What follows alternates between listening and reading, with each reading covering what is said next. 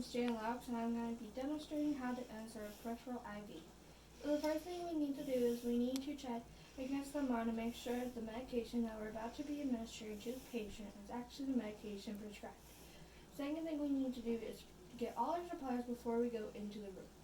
So the first thing we need to do is we need to check our bag of fluids. This is our saline solution. We need to check the fluid, expiration date, any leakages, and make sure it is not open.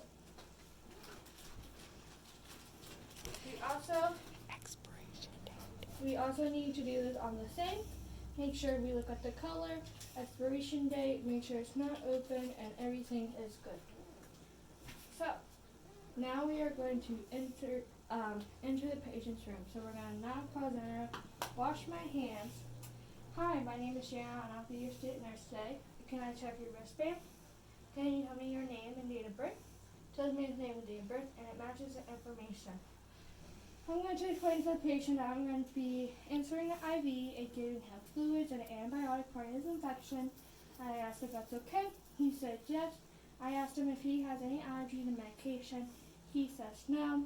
I asked if there's any important information about his health that I need to know before administering this IV. He tells me all of his pertinent medical information. Now we're going to start doing the IV setup. First, we're going to check our bag of fluids. We're going to make sure, again, that it is the correct fluid. Make sure that there is no opening, color's good, expiration date. We also need to put the patient's name, what the solution is, the time that we're giving it, and the date on both of the bags. Make sure that it is all good, and then we're going to start by getting our first line of tubing. So we have our first line of tubing. We are going to put a time on the tubing so the next nurse knows when the time was given. So what we're going to do is we're going to invert the bag, and using a twisting motion, we're going to spike the bag.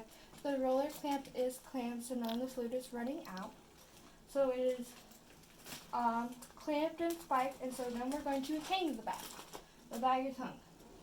So what we're going to do is we're gently going to squeeze the drip filter to make it halfway, and then we're going to release the roll clamp, and as the fluid is going down, we're going to invert all the ports so all the fluid is going to the top and letting all the air out, and the fluid can run without any air.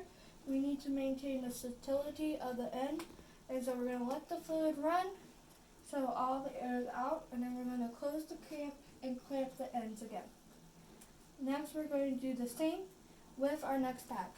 So again, it's labeled, our tubing is labeled, and we're going to do a method called the black bag flow method, and we're going to spike this bag, roller clamp this clamp, and we're going to then take our port and its hang, and we're going to connect it to the first port, and we're going to cleanse this end and this end of the port, and we're going to connect it like so.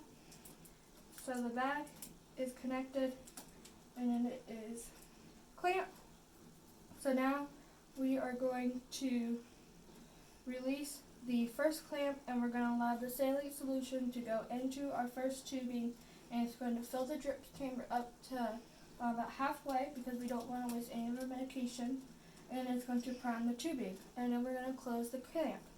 Once that is done, we are going to need to count the drips per minute of our piggyback bag, and we're going to release the first clamp, and we're going to allow it to drip, and we need to make sure the drip per minute matches what is ordered by the physician.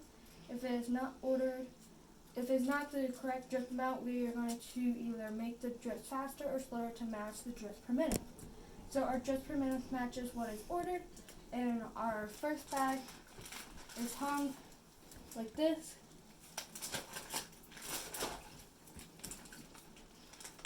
And our second bag is hung lower so that gravity is allowing the bags to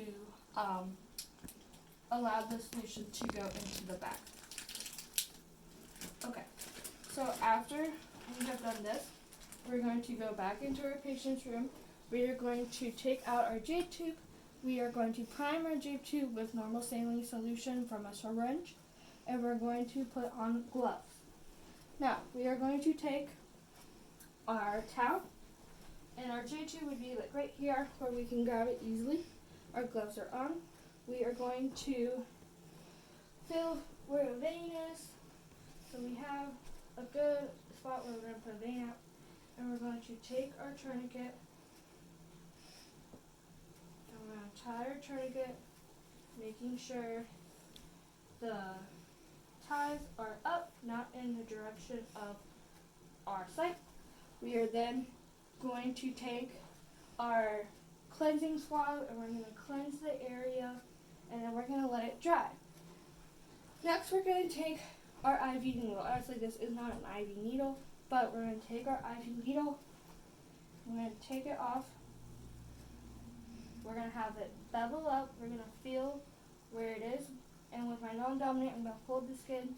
And with my dominant hand, I'm going to go at a 45-degree angle, and I'm going to insert the needle.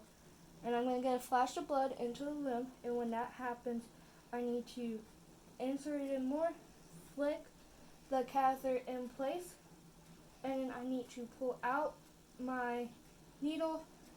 The catheter is in there, and I'm going to release my tourniquet.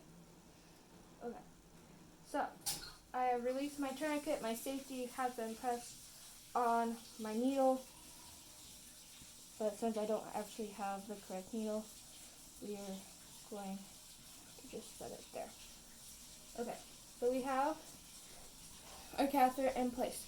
We're going to take our J2 port and we would connect it to the end of the catheter needle, maintaining sterility of the insert that we just made. After that is done, we are going to put a clear bandage over the catheter so it stays in place. So we have our clear underneath the catheter, and we have our J loop connected. It is already primed with saline, so we're good to go. And we're going to take our J tube, and we're going to put it and connect it, and it's connected to the bags, and then we can start our infusion. And so the infusion is starting, so then we need to take all of our stuff away. We need to check the patient, make sure there's no issues with our infusion. We need to put anything that touched blood, like the needles, any additional tubes, put them in a sharps container. We need to put this in the laundry bin. The patient is comfortable. The solution is running completely. So after all my sharps are put away, I wash my hands and then go document.